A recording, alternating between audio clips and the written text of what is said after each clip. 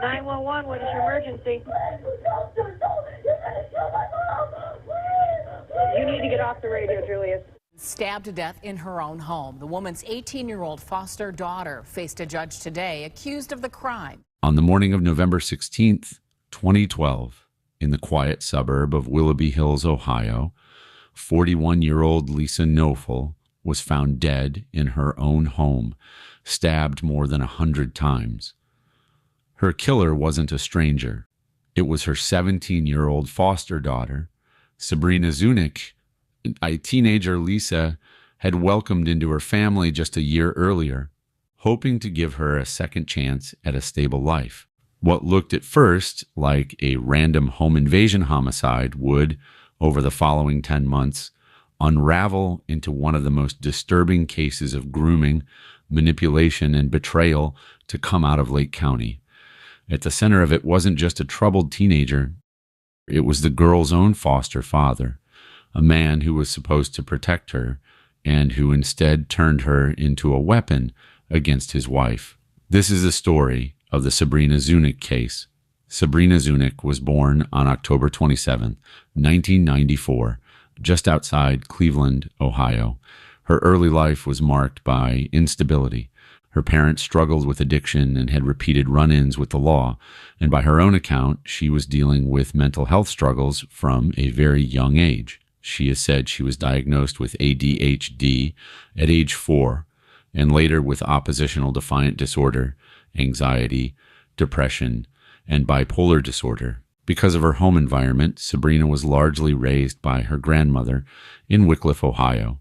As a teenager, she reportedly struggled in school and got into physical altercations with classmates.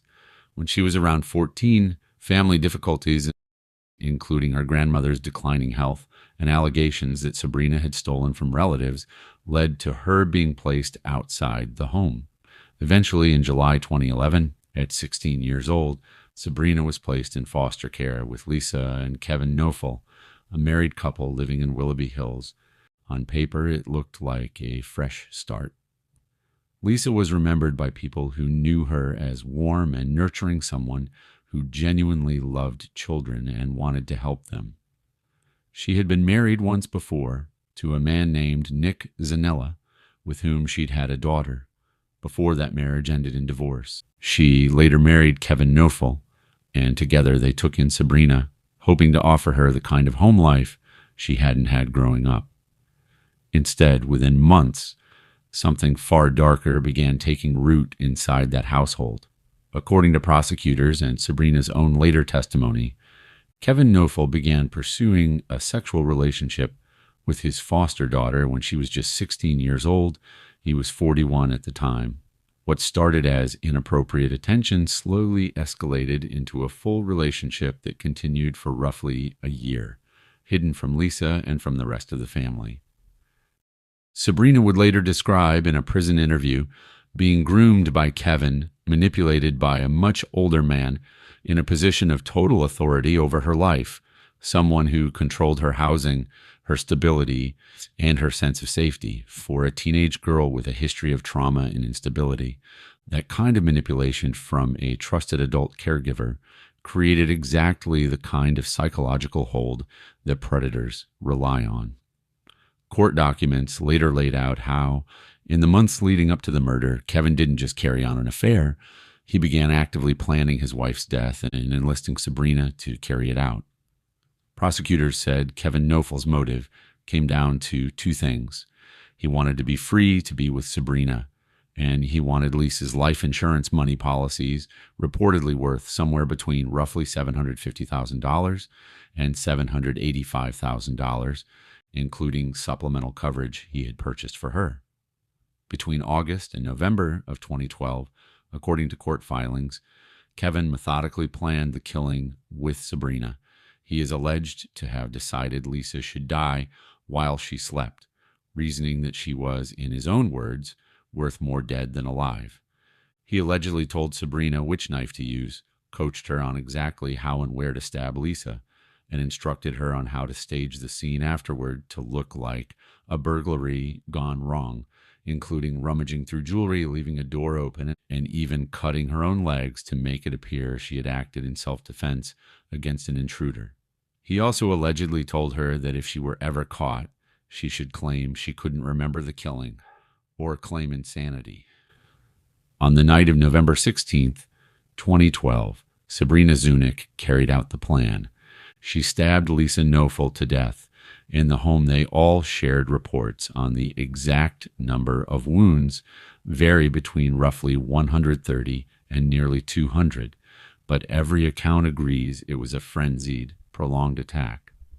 Most disturbingly, it happened while Lisa and Kevin's two young daughters, Lisa's own children, were in the house and, according to later reporting, witnessed the aftermath.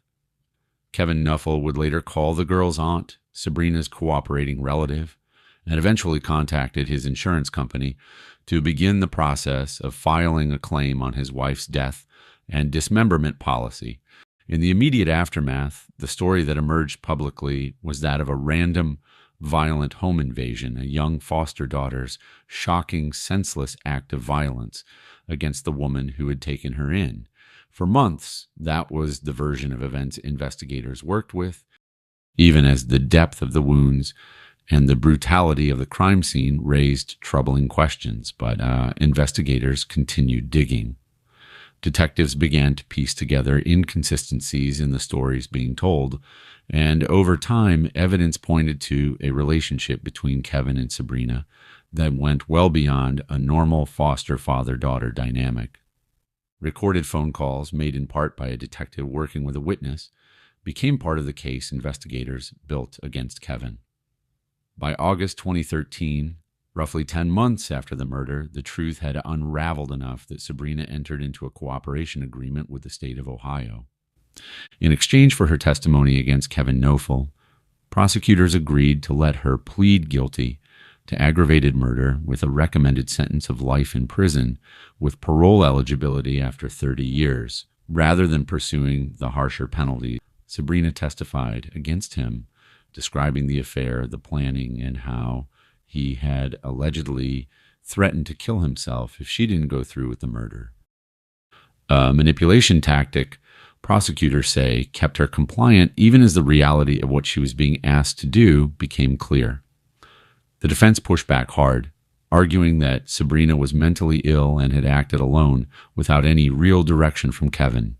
His attorney, Michael Connick, tried to frame Sabrina not as a victim of grooming, but as the true architect of the killing. The jury didn't agree. On June 11, 2014, Kevin Knoefel was convicted on multiple counts, including sexual battery, complicity to aggravated murder, and conspiracy to commit aggravated murder. At his sentencing in August 2014, the courtroom was tense. Lisa's first husband, Nick Zanella, was reportedly removed from the courtroom after shouting at the defense table.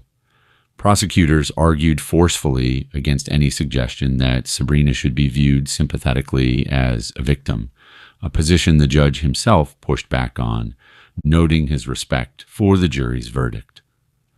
In the end, Kevin Knoefel was sentenced to life in prison with no chance of parole for at least 30 years on the murder-related charges, plus an additional 12 years for the sexual relationship with a minor to be served consecutively. He maintained his silence throughout. He never testified at his own trial, and he made no statement at sentencing.